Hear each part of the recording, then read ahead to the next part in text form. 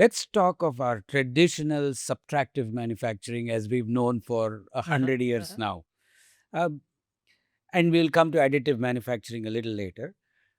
How has subtractive manufacturing changed? Have cutting speeds gone up in the last 50, 60 years?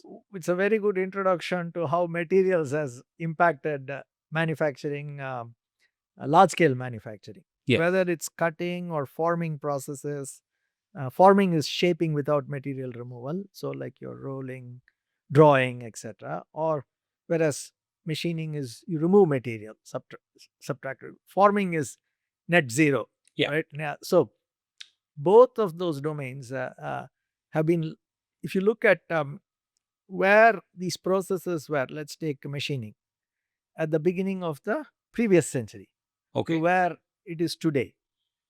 The biggest impact, a lot of us do process modeling, monitoring, etc., etc. But if you were to take the mist out, clear the mist, there are two developments that have largely resulted in the quantum jump in speeds, uh, productivity, etc. First is from materials.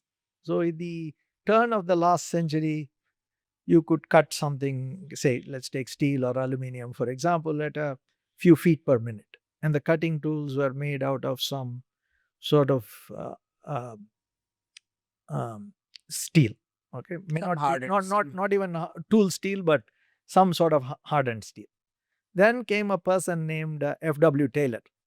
He realized that he was working at Bethlehem Steel, a steel company, and realized there was no rhyme or reason why things were being cut at a certain speed. And secondly, he said in order to get higher productivity, you need to go to higher speeds. So he assembled the first cross disciplinary team in manufacturing. He brought metallurgists, statisticians, quality control people, and said, how do we figure out what is the optimum speed? And they optimized, and they were able to even bump up by a factor of 3 or 4.